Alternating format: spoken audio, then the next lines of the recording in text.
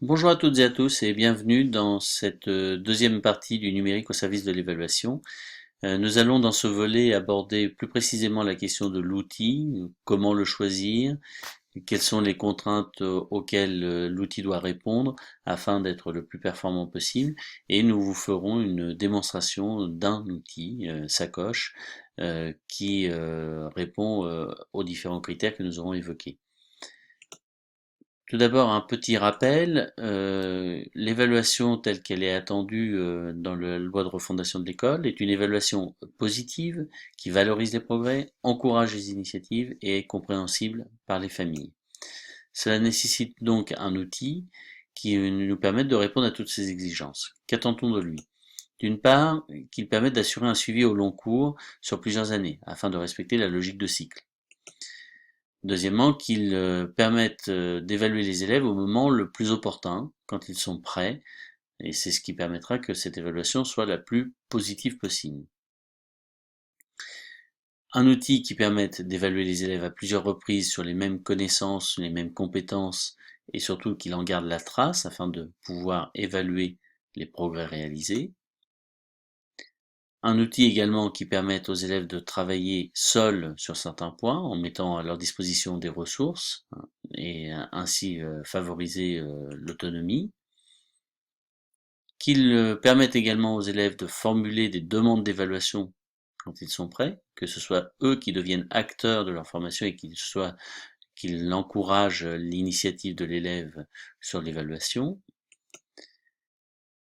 Pour les familles, qu'ils soient compréhensibles et qu'ils permettent un suivi régulier, notamment indépendamment des bulletins trimestriels ou des relevés périodiques.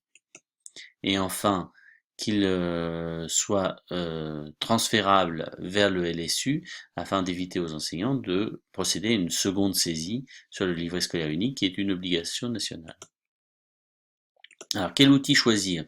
Eh bien, une fois que l'on a dit ça, il en existe à peu près une trentaine pour le premier degré et une trentaine pour le second degré qui répondent plus ou moins à un certain nombre de ces contraintes, mais il faut faire attention effectivement à faire le bon choix de façon à ne pas le regretter ultérieurement. Quelles sont les obligations? D'une part, qu'il soit validé par le ministère de l'Éducation nationale pour permettre le transfert vers le LSU. C'est absolument incontournable.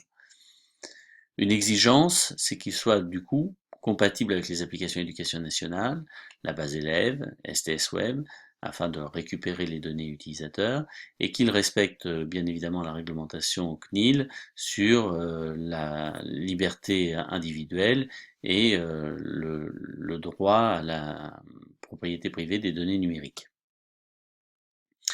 Une nécessité également, c'est qu'il favorise le suivi pluriannuel et donc le transfert d'un établissement à l'autre, qu'il soit donc compatible pour le premier et le second degré. Et déjà, il y en a beaucoup moins. Parmi les plus-values que l'on peut attendre de l'outil, que ce soit un outil qui soit déployé par le rectorat, ce qui nous permettra d'économiser une partie de l'administration du logiciel, et qui soit compatible avec les espaces numériques de travail afin de favoriser la prise en main par les familles et d'éviter de devoir leur redonner un nouveau mot de passe et un nouveau nom d'utilisateur uniquement pour se connecter à cet outil.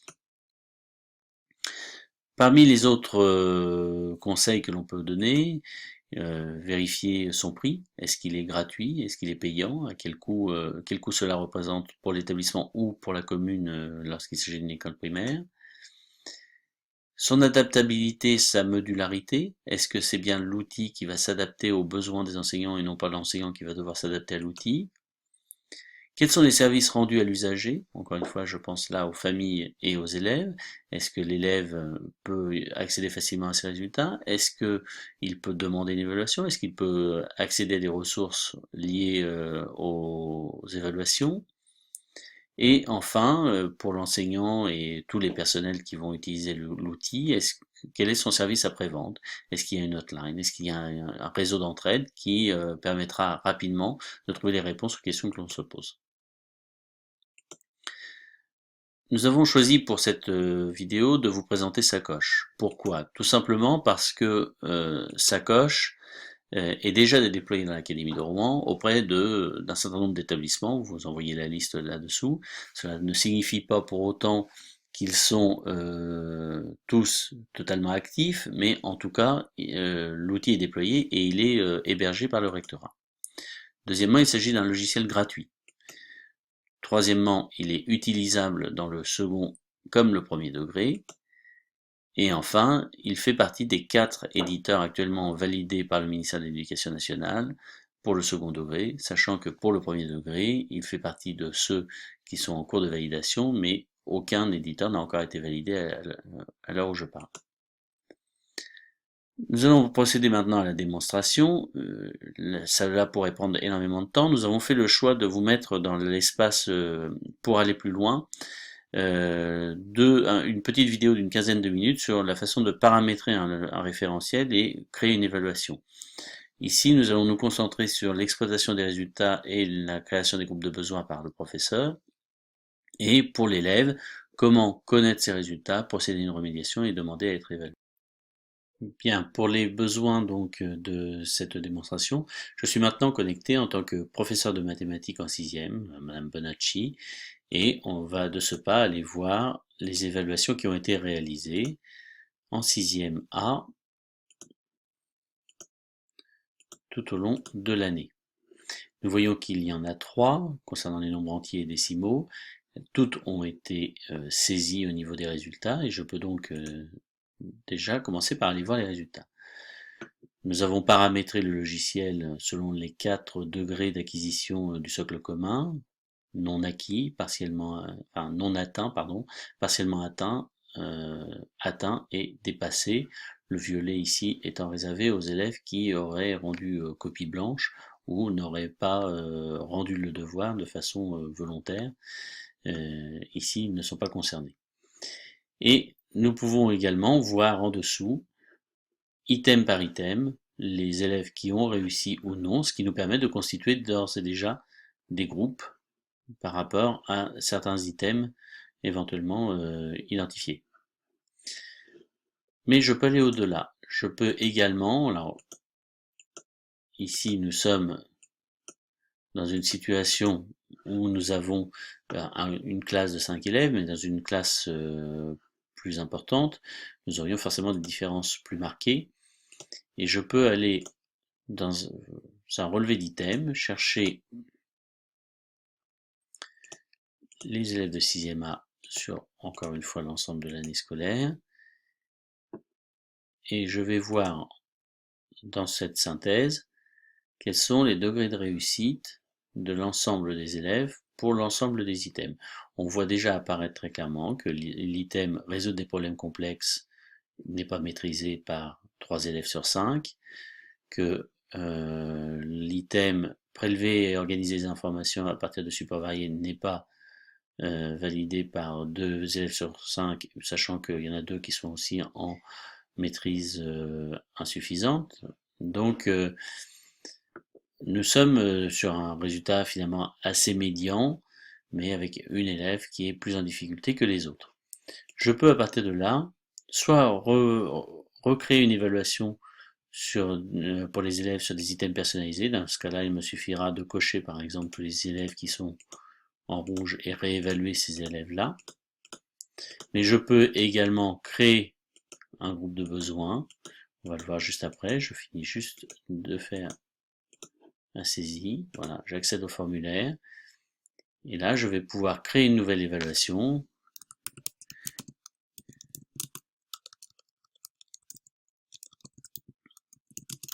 Je vais l'appeler évaluation corrective. Je vais la dater d'aujourd'hui. Voilà. Et si je voulais aller saisir les résultats, je verrai apparaître les items que je dois évaluer pour chacun des élèves. Ils sont représentés par un panier. Je peux également créer un groupe de besoins.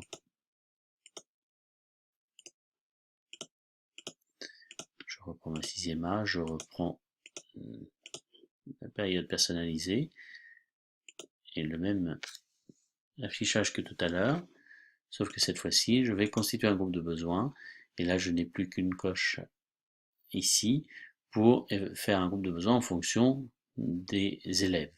Donc là, je vais pouvoir prendre par exemple les 4 élèves qui ont un degré de réussite à peu près similaire pour répondre au mieux à leurs besoins.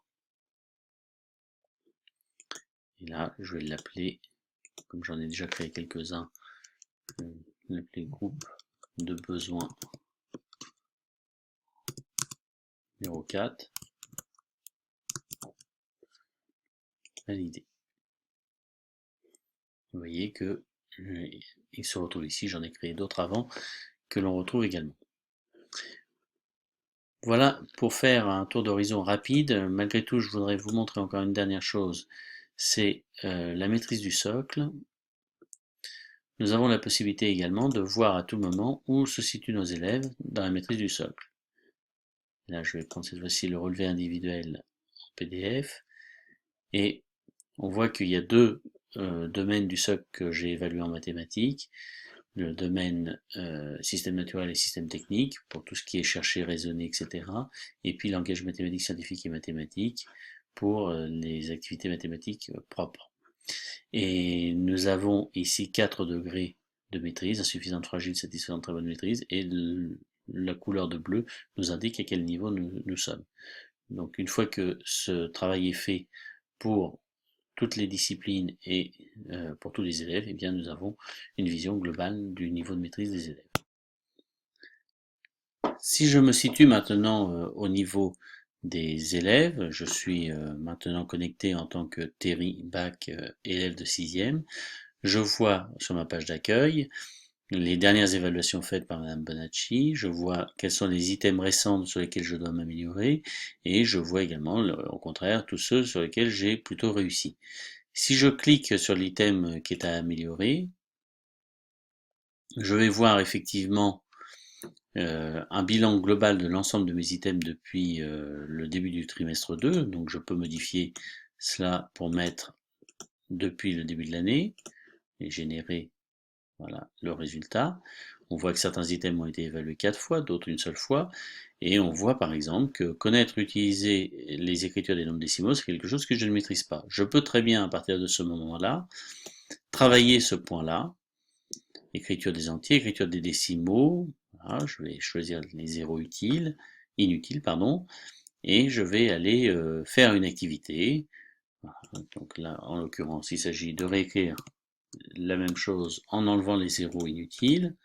Voilà, j'ai réussi. Donc on imagine que je finisse mon activité, je suis assez satisfait, ça y est, j'ai enfin compris quelque chose, et je veux maintenant demander eh bien, à être réévalué par le professeur.